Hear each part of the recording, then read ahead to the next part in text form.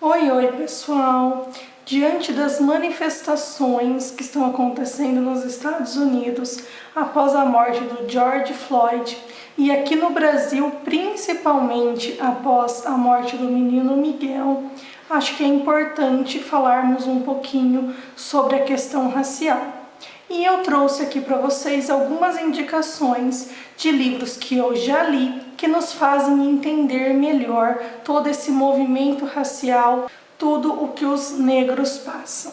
Primeiro, gostaria de falar com vocês sobre um conto do Monteiro Lobato, que tem um posicionamento complicado com relação à raça, foi por isso que eu quis começar com ele, mas ele tem um conto chamado Negrinha, que está num livro que também se chama Negrinha, é um livro de contos, tá no plástico, porque vocês sabem que quando eu vou arrumar minha estante eu guardo tudo no plástico.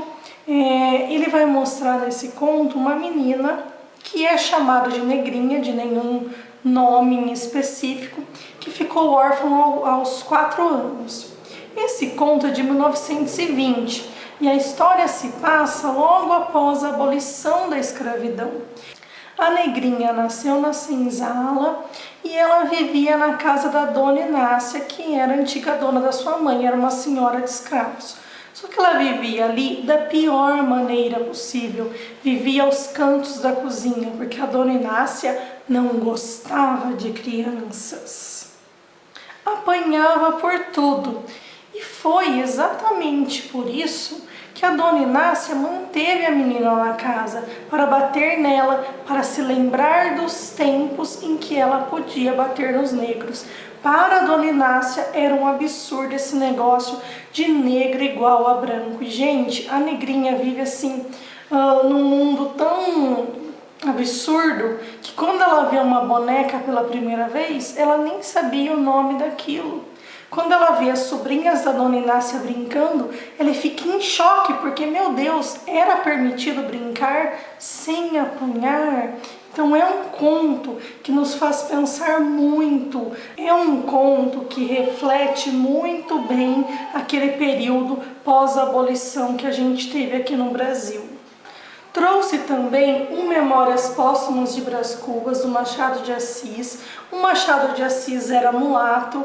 O Memórias Póstumas foi publicado em 1881 e aqui vai mostrar os privilégios de um homem branco e rico no século XIX. Tanto que Brás Cubas se vangloria de nunca ter precisado trabalhar, nunca ter derramado uma gota de suor para comprar seu próprio pão. E aqui, gente, quando ele era criança, tinha um escravo na casa dele chamado Prudêncio, de mais ou menos da mesma idade que ele, e ele brincava de cavalinho com o menino, só que o menino era o cavalinho e ele era o cavaleiro, então judiou muito desse menino. Na vida adulta, quando concedem a liberdade ao Prudêncio, nós vamos ver o Prudêncio com posicionamentos polêmicos, muito provavelmente pelo modo como ele foi tratado a vida inteira, principalmente pelo Brás. Aí eu também trouxe a minha leitura atual, ainda não terminei de ler esse livro, que é O Olho Mais Azul, da Toni Morrison. Ela ganhou o Nobel em 93 e aqui, gente, ela vai mostrar para nós uma menina chamada Pécula. Na verdade, são várias vozes que vão aparecer aqui no livro, mas uma menina chamada Pécula, negra, o sonho dela era ter olho azul. Então ela ficava pedindo isso para Deus e imaginava que ia demorar que isso acontecesse, mas quando acontecesse ela ia ser feliz, porque todo mundo achava fofo as meninas que tinham olhos azuis, então ela queria também ser desse jeito. E assim, ela se sentia muito feia e era tratada como feia pelos outros.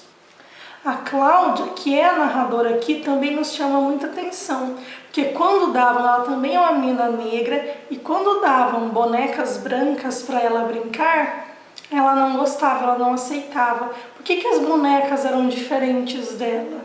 Por que as bonecas não poderiam ser negras também? A história se passa nos anos de 1940 e mostra como as crianças se sentiam diante daquele padrão de beleza da sociedade daquela época nos Estados Unidos. Essa é uma história que se passa lá. Outro romance é A Terceira Vida de Grant Copeland. É um livro que eu li no mês passado, da Alice Walker. É o primeiro romance dela, ela que também é negra, e ela ficou muito famosa pelo livro chamado A Cor Púrpura. Aqui ela vai mostrar muito bem a violência racial, social, familiar contra a mulher, e ela mostra uma família no sul dos Estados Unidos.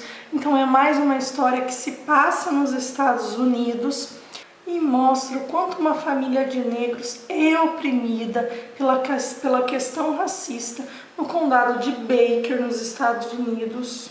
Tanto que esse Grant Copeland decide largar a família, largar tudo para tentar a vida no norte, e quando ele volta de lá, ele volta determinado a não querer contato nenhum com os brancos. Tem assim horror aos brancos. Só que aí quando ele fica responsável por cuidar da sua neta, a princípio ele queria preservá-la de todo esse mundo.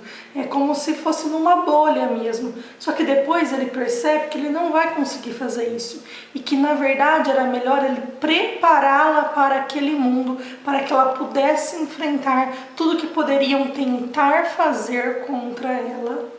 The Underground Railroad, Os Caminhos para a Liberdade, já ocorre, a história se passa no momento em que ainda havia escravidão em determinados estados dos Estados Unidos. Eu acho isso muito louco, um estado era permitida a escravidão, no outro não. Então assim, isso era muito louco, dependendo do estado onde você estava, você podia ser escravo ou não.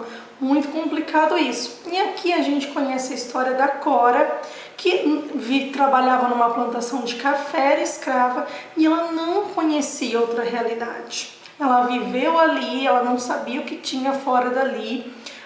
E a mãe dela, ainda por cima, Mabel, tinha fugido sem ela e ninguém sabia o que tinha acontecido com a Mabel, se essa fuga teve sucesso, se não teve sucesso. E até que um dia vai trabalhar ali também como escravo um homem chamado Kaiser, e é ele que vai incentivá-la a fugir. Fala sobre uma rota de fuga e os dois vão fugir juntos, só que mesmo mudando de estado, quando eles se encontram com algum branco, é aquela coisa, será que essa pessoa realmente está querendo me ajudar? Ou será que só quer fazer mal para mim? Então sempre com desconfiança nas relações, a história se passa em 1800. E por último, eu queria indicar para vocês o Quarto de Despejo, Diário de uma Favelada, da Carolina Maria de Jesus. Tudo que está aqui, gente, é real, é o diário da Carolina. Aqui nós não temos um romance. A Carolina era negra e esse diário foi publicado em 1960. Ela era moradora da favela do Canindé, que era uma grande favela de São Paulo. E ali nós acompanhamos tudo que tinha de problemático e ainda tem hoje dentro de uma grande favela. Então a Carolina nos mostra que eles tinham que ir buscar água, não havia água encanada. Ela só pôde estudar até a segunda série, mas amava ler, tudo que ela encontrava no lixo ela lia. E é por isso que ela também gostava muito de escrever. O sonho dela era publicar todos os cadernos dela, que eram esses diários. Era mãe solteira, teve que criar sozinha os 3 filhos. E quantas vezes ela mostra aqui, acordando e não tendo o que comer, e saindo para catar papelão, as coisas para reciclar, para vender, e sem a certeza de que teria comida na mesa das crianças. Quantas vezes ela pegava ossos no açougue para poder ferver na água e eles comerem aquilo, aquele caldinho de osso.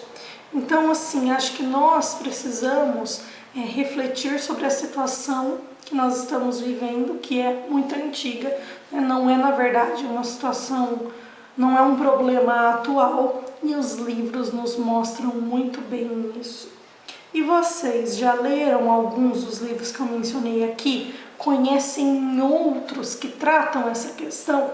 Me contem aqui embaixo. Espero que tenham gostado.